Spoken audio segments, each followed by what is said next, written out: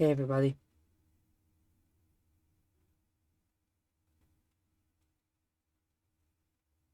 It's been a while since I've last seen you all.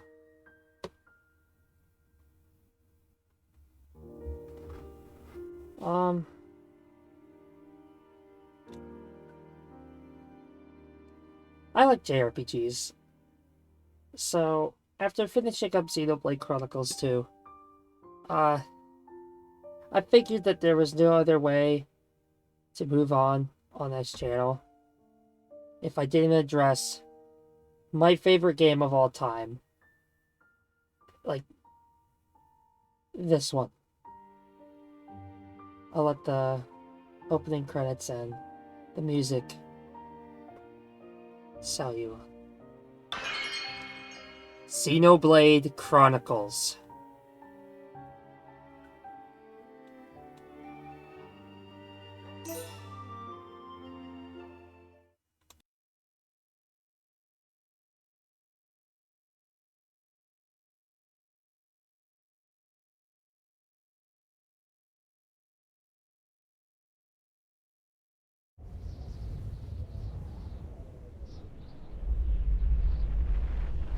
Long ago, the world was nothing more than an endless sea, cloaked in a boundless sky, reaching as far as could possibly be imagined.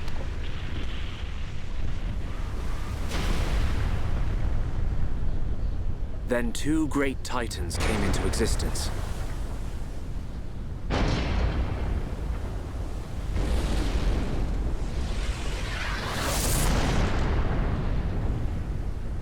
The Bionis and the Mechonis.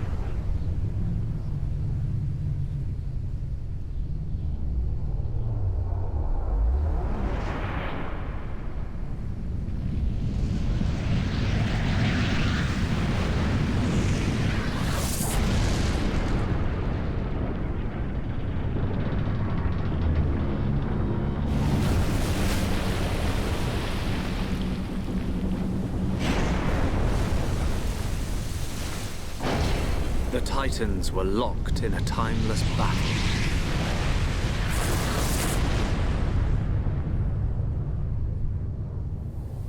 Until at last, only their lifeless corpses remained.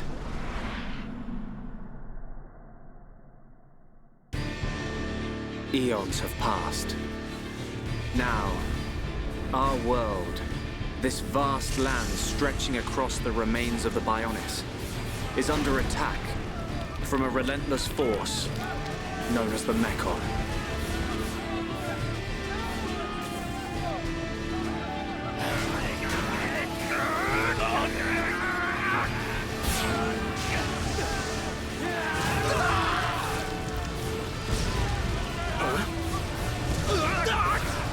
Retreat! Retreat!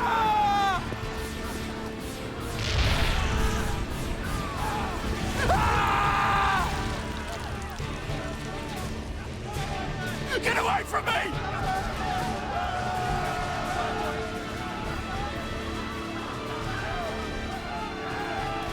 Retreat! No retreat! The Mechonis unknown! No! No!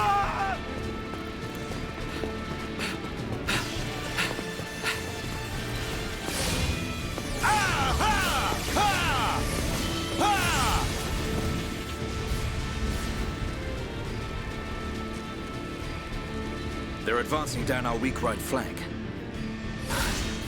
For a bunch of soulless machines, they seem to know a thing or two. But we'll see.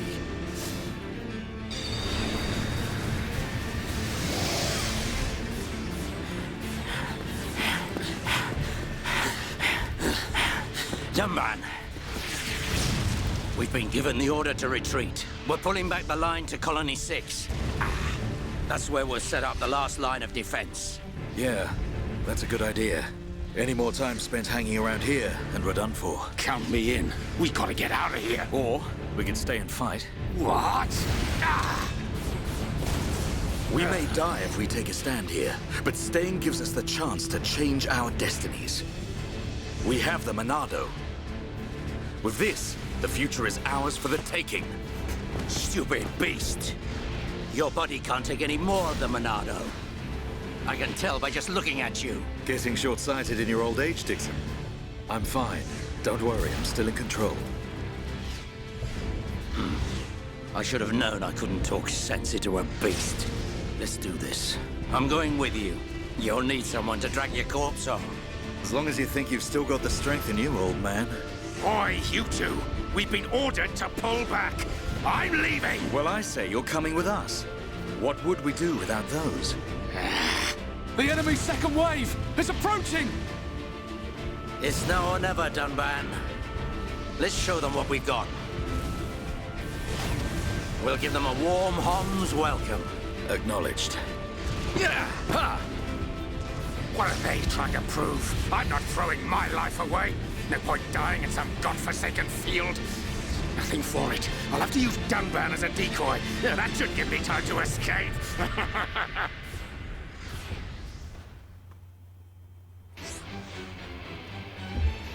Battle system. Press L and R to target a monster. Easier enough. When you press the L and R buttons, a battle palette will appear on the bottom of your screen. All you have to do is press A on the fight icon or any of your arts listed on the sides, and you can start the battle. This game works exactly the same as Xenoblade Chronicles 2. It works on a auto-attacking system, meaning that anytime you approach an enemy and get within range, you are able to attack the enemy, regardless of your range. If you are unlike Xenoblade Chronicles 2, you can always attack while moving. So you're able to reposition yourself very easily for positional arts. Mechon are very special enemies. They can only be damaged by a weapon known as the Monado that Donban is handing. With the Monado, you can charge up arts via auto attacking, and you can unlock the power of it. For example, Monado Enchant allows all of your party members to attack Mechon. Now they are not blocking. They're not getting their hits blocked. Very good. If you want to switch targets, don't worry. There is an option for that. Press L. I expected a tougher battle. More enemies. Let's take care of them. If you need to change target, press L and R.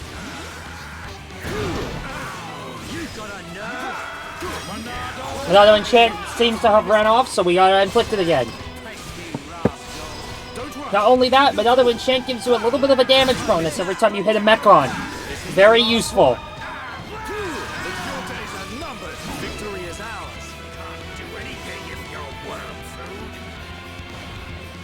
You might have noticed that there was one more art in my palette, and we'll be getting into that very shortly. Mechon M82, let's take care of it. Start off with the Monado Enchant.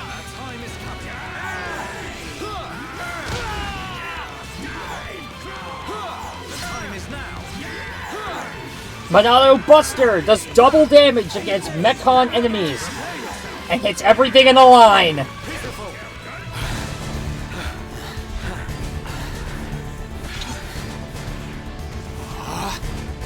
You gotta be kidding! It's their main force. Looks like the Mechon are hell-bent on taking us out. They'll have to be if they want to beat us.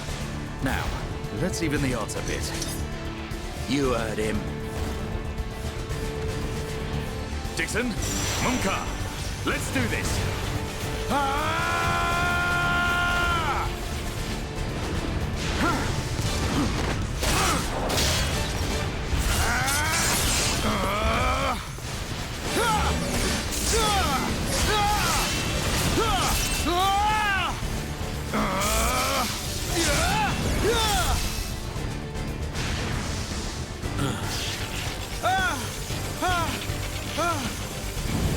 Dunban!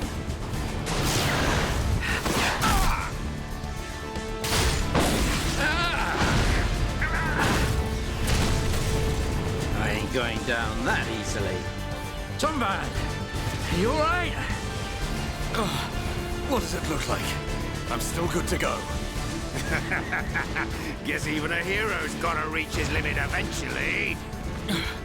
Munka, What are you doing? That way is... Sorry, brothers. Hate to drop this on you, but it's the Monado they're after. So have fun keeping them occupied for me.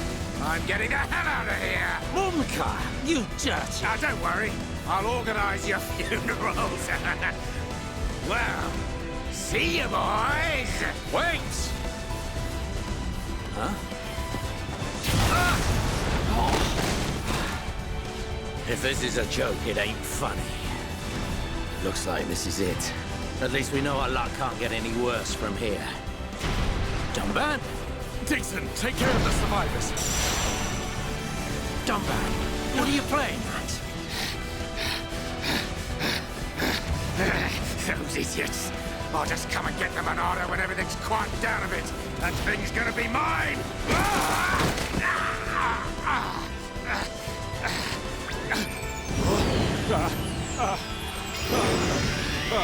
Oh no, please!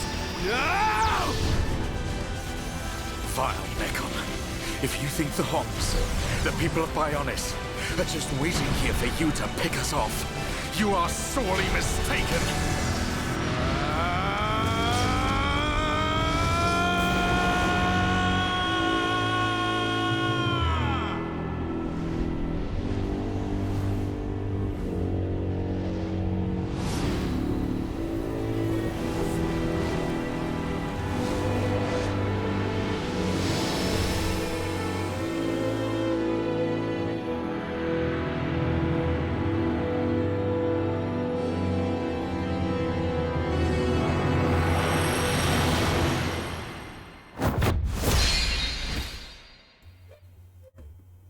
I hope you guys are all sold on this game as I am.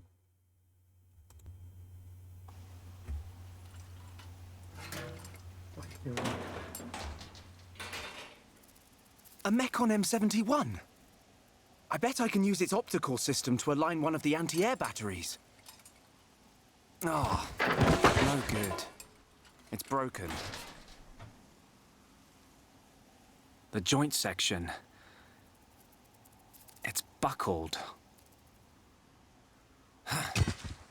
It's completely useless. Ugh.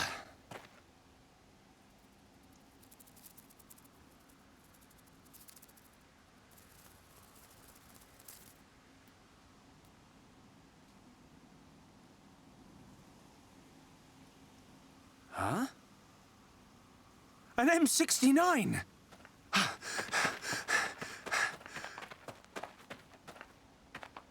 Its armor would be perfect for making a shield.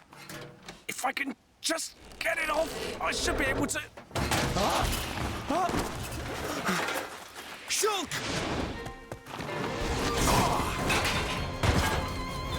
Rhine! It's not a Mechon. It's just a Crabble. It was using the Mechon armor as a shell. I'll lure it away and topple it. When it's down, use your arts to finish it off. Our first battle is the protagonist. Let's take care of it. Since we do not have the Monado, different things happen. I will explain them as they go on. Anyway, when our HP gets depleted, our character will be incapacitated. You will see HP bars on the left side of your screen and on top of your party members. You will also see HP bars of the enemy at the top of the screen as well as on top of them. You can select an art using the left and right buttons on your controller. Backslash will do extra damage, depending if you hit the enemy on the back or not. You can also use Shulk's Light Heal to restore HP. You can select that by pressing up and down after selecting the art. Your character will continue the auto attack during that. Let's hit him with a backslash. After you use an art, unlike Monado arts, they have a timed cooldown for when they can be reused again. Once the cooldown period is finished, you can use them once more. Backslash has like a 20%, like a 20-second cooldown. Using Talon Arts. Talon Arts function exactly the same as the Monado arts that we saw earlier in the game. Each character has a special talent art, but you can use by filling up the talent gauge and pressing the A button on the talent art in the center. Shulk's talent art is Turn Strike. We'll see that in the next battle. You never chance. Who else wants some? Treasure chests. Press A on them after the battle. After the enemy is dead, you can pick up the items inside. We got a rare item, an iron crabble shell.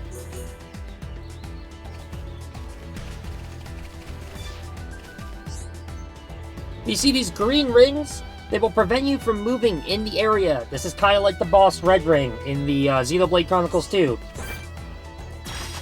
Let's take care of this common counter pile. Beware of aggro during battle. There is always going to be an aggro ring under one of your party members, and with an arrow pointing towards the enemy. This dictates who is being targeted by the enemy. The more damage you deal, the more aggro you generate. Healing generates 3 times more aggro than damage. Be mindful of that. This is telling you about positional art effects and how you can deal a lot of extra damage using backslash on the back of an enemy. Specifically in this Crabble's case, we actually can do lots of damage. Oh, the enemy turned around because we had aggro.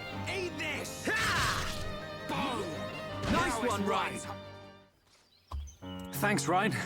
That was a close one. Man, what were you doing wandering off by yourself? Stay where I can keep an eye on you. It's pretty dangerous outside of the colony. There are all kinds of monsters. Yeah. But thanks to you, we got its shell. Everyone in the colony is going to be really happy. I'm more worried about you than the shell. Oh, whatever. Knowing what you're like, at least you'll make a decent weapon out of it. This scrap driver's excellent. I just learned by watching Dixon make weapons. Of course, Dunban's weapon still beats them all. The Monado. I hope I can figure out the secret of his power one day. You will, Shulk. Anyway, we better get back to the colony. If I'm late for drills again, old Squaretash is gonna kill me. Squaretash? Oh, the Defense Force Colonel. He's pretty scary. Tell me about it. Sorry, I didn't mean for you to come all the way out here during your break. Don't worry about it. Let's get back.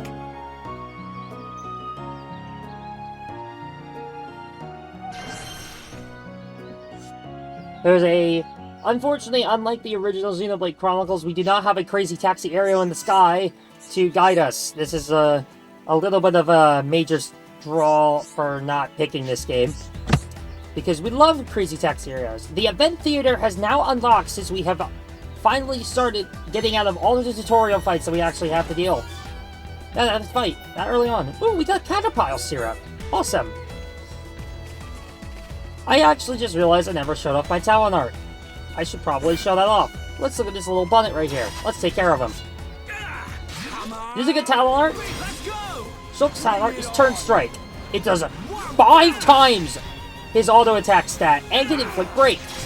What Ryan just used is an art called Wild Down, which is one of the many topple arts that exist in this game. Let's take a look at that actually. By pressing the X button, you can open up the menu. Oh, we actually can't play as Ryan yet, but that doesn't matter. Oh, we can look at... Oh, alright. Guess it hasn't unlocked art palettes for us yet. Wild Down is a very good art. It is capable of inflicting topple on any enemy that has break on it. Some enemies, however, are completely immune to topple even if you inflict break. There is always going to... If you want to inflict topple, you always have to inflict break before it, meaning you're going to need someone like Shulk to inflict break using Turn Strike. Up ahead is an item orb. Picking it up gives you an item for something called the Collectopedia.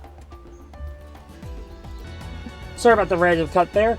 Anyway, the Collectopedia is a book that you can access in the inventory, so let's quickly take a look at it. The Collectopedia is a collection of items from all the areas in this game that we will find. They consist of all the different random blue item orb items that just randomly spawn throughout the maps. Let's put in our cool potato. If you fill out a row of a Collectopedia, you get a special item. It's actually pretty rewarding for doing this. If you fill out the entire Collectopedia page, you get one more extra item. So you notice we got an item here called One Is Never Enough. There is an achievement system in this game I will show off a little bit later. But I want to get some more gameplay in here. I will show off the achievement system a little bit later, but There are a bunch of different achievements in this game you can unlock, which give you bonus experience. This game is very rewarding with its experience. I can always count on you. Broken Nintendo. Nothing's gonna touch you as long as I'm around. Hey, look, another blue item orb. A strong dandelion. We'll put that in later.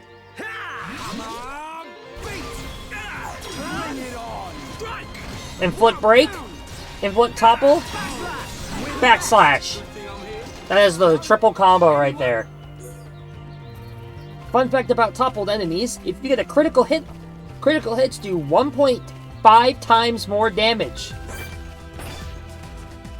In Xenoblade Chronicles Definitive Edition, they added this fun little feature. While if you're running, you press the up arrow on the D-pad, you get an auto run. Very handy. Unlike Xenoblade 2's auto run, this one is always max speed. Very useful, because then all you have to do is use the stick to change direction.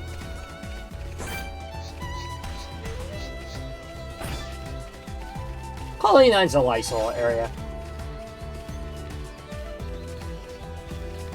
Also, this opening theme is so good.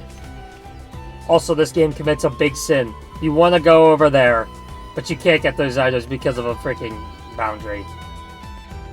Anyway, I think let's continue on.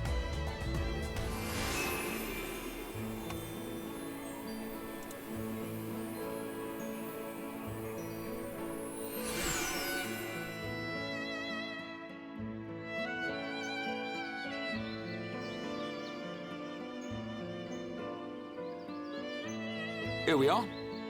I better stop in at HQ. You off to the weapon development lab? Yeah, when I've sold any parts I can't use. All right. See you later.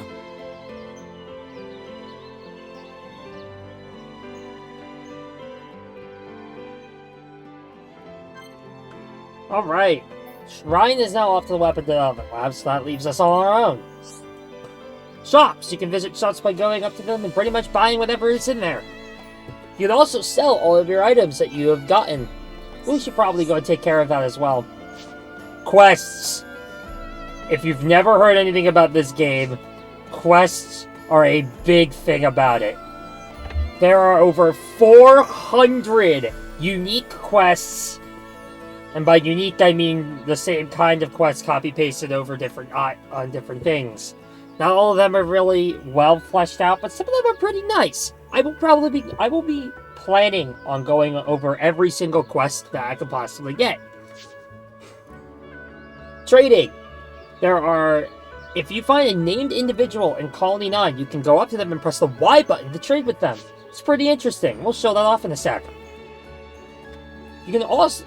The quests are mainly to allow you to do them alongside the main story, so that way they don't get interrupted. So a lot of them are just basically fetch quests. Let's add our first named protagonist, our named character, to our affinity chart. Oh, hi. Nothing to report. How did I sound? Like, was I being alert and cool at the same time? I'm not just sitting here to look pretty, you know. I'm helping out. Not like my brother. He never does anything worthwhile. View relations with the affinity chart that I just mentioned earlier. Inside the menu, now there's an option called the affinity chart. Talking to the named residents of a town or area will register them inside the affinity chart, which shows the relationships between the party members and the residents. Let's take a look at that right now, because it's actually very important. You can see we have the Colony 9 area. And look, Dorothy, right here. You can also take a look at her by pressing Y. You can see all of her stuff and all of her trades. She trades a Rigna gear and some small shells. This was added in Definitive Edition. It makes finding trades so much easier. You can also just press A on them to view all that. This will show you every single NPC in the area, which is very useful for trying to find everything. Let's go add one more NPC to that. Right over here. Cute little Liliana. Hey, get back here! My dad is one of the stars shining in the night sky. He watches over me every night. That's why I gaze out the window to see him too. Oh, that's really nice. Add one more character to the affinity chart. I think I'm going to quick show off another function. Changing time. A lot of characters and NPCs are only available during certain times. You'll have to set it to the correct time period so you can actually get it. This applies also to enemies, and sometimes changing the time will also give... I thought it would work. It probably doesn't yet. It'll also give you a weather effect. Hey look, we found Dubband's house. Can't go inside though. Doesn't look like. Right around here, just pick up this wedding ring just because. Exploration is much rewarded in this game. Finding locations... In fact, we're actually going to get another location right up here. The Ether Light. Finding locations, if you look at the upper left corner of your screen, you will see that I got a little bit of experience, AP, and SP. I'll be going over what all those are. For right now, the only thing you need to know is that EXP is, well, obviously the thing that gives you levels. You can sort through everything. Shulk starts off with full armor and a junk sword. It's also a slotted item. We'll go over what slots mean in a little bit. Let's sell all these. We don't actually need any of these right now. Let's take a look at the shop. Buying items. There's a bunch of weapons here. Shulk can only use one type of weapon, so these are pretty much completely useless for him. He also has a couple options for Ryan right here.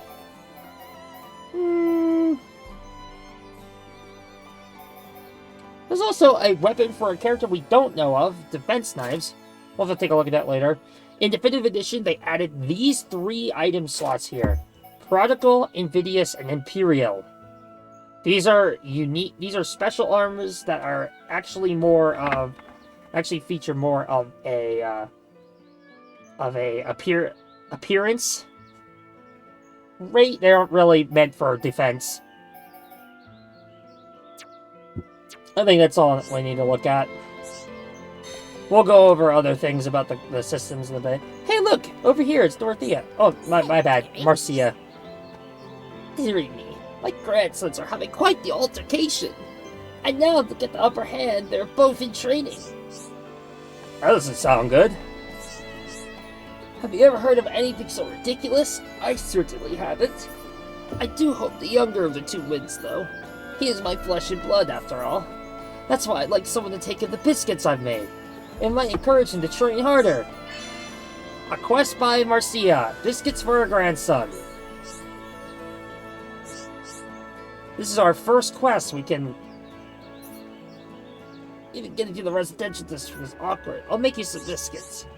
No problem. Leave it to me.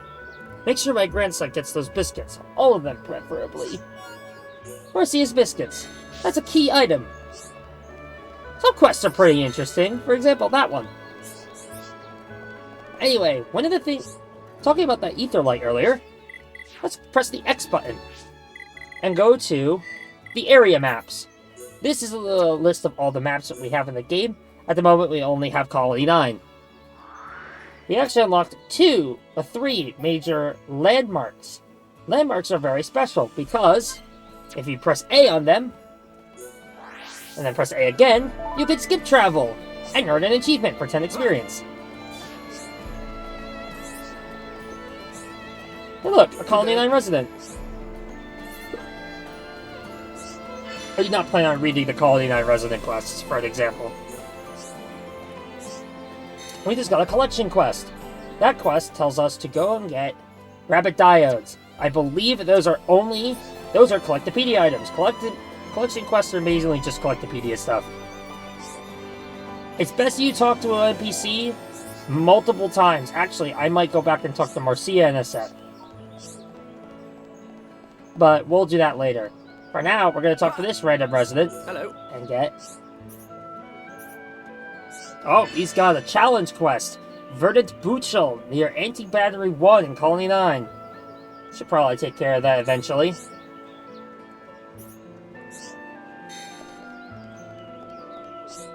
Oh, there's one more over here. Let's take care of you. Oh, we have to go find her key. I actually almost forgot on our way over here. I forgot to talk to another named NPC that I missed. Giorgio. Hey. And we're not gonna see him. Now he looks like a box. Curry. Of course, this is a Japanese game. Curry. This is Persona 5 2. Hey. Hey, look, it's Leon's sister, Rocco. Me and my sister had a fight. That's why I'm playing over here. Just because she's older than me. She thinks she's so great. I'm not useless, okay? Oh, some sibling rivalry, I see. Oh, hey, look at here, the Gem Man. Let's take a look at him. Hello there, young'un. I got something that might interest you. Alright, there's something to tell you. It's about this here furnace. When creatures die, they leave ether crystals behind. We have not actually had that happen yet, but we will eventually. Everyone knows that, don't they? Ether particles in the body are... oops, that stuff's too complicated. Just remember that creatures drop ether crystals when they die. But I haven't got to the best part yet. Ready? Don't be shocked. This furnace compresses ether crystals and removes the impurities. You use it to make ether gems. What? No reaction? Kids these days. You don't know how amazing this thing is. You can use the furnace to make ether gems.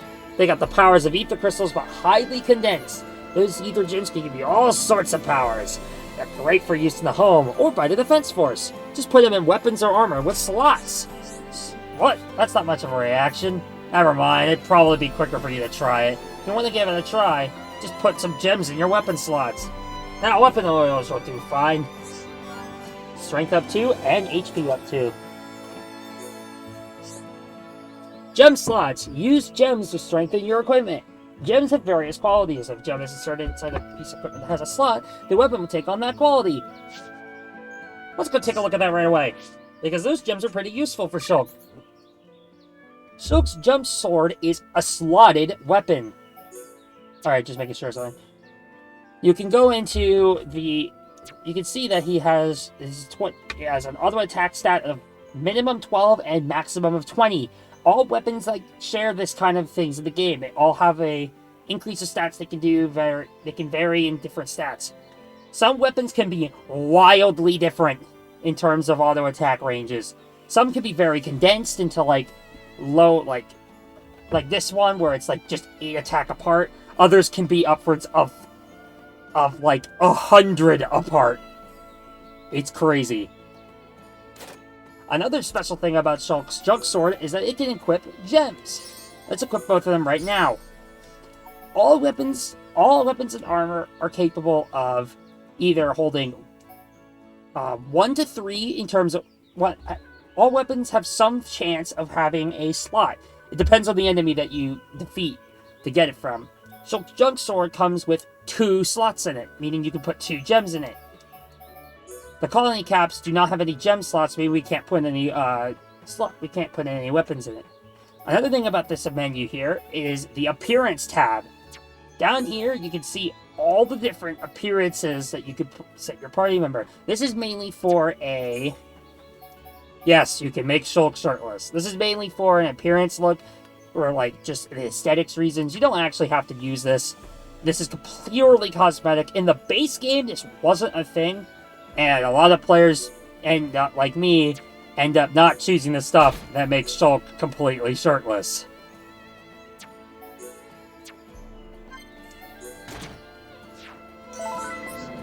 There are some weapons that put you in a swimsuit and armor, and I don't really like that. I will, if I end up using it, I will pretty much just default to whatever I think looks cool.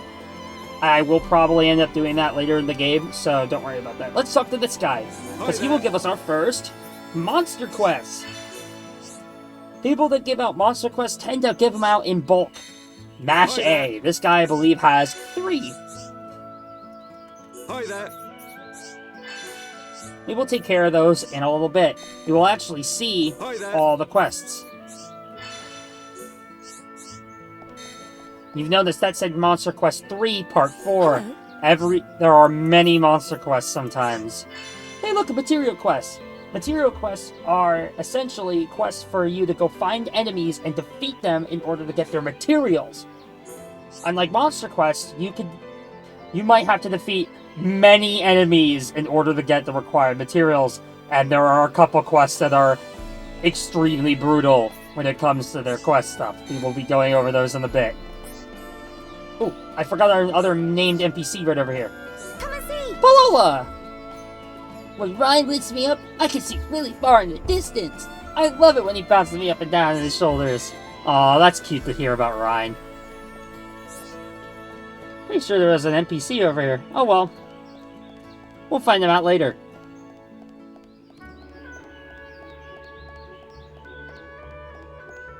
For now, I think I'm going to try to end the episode off by going over toward our marker. As you can see over there, there's our destination. Let's go underneath the Central Plaza, and let's head that way over here.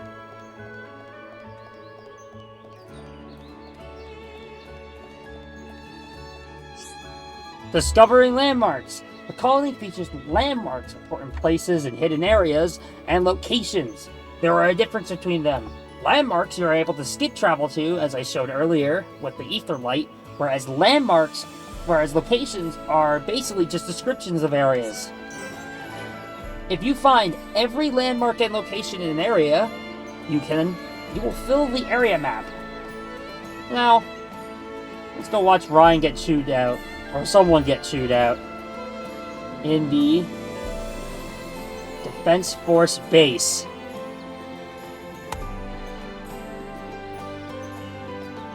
You idiots! What the hell are you playing at? Uh-oh. The Colonel's gonna explode. Crashing the mobile artillery into a house. How long have you been in the Force?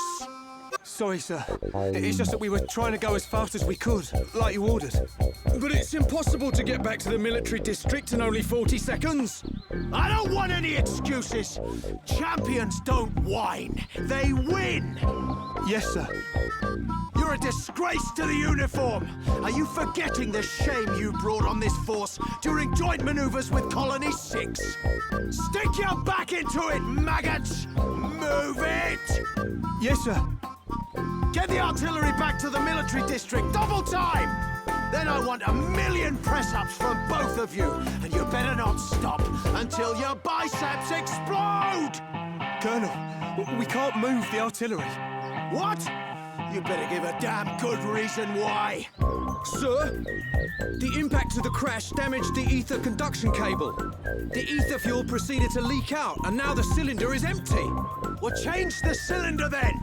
Can't you even do something as simple as that? The auxiliary cylinders have all been used up. It'll be 3 days until more come in, sir. I told you to keep a stock of fuel in reserve. Sorry, sir. You're nothing but slackers. Same old Colonel. At this rate, the men will all be dead before they see any action.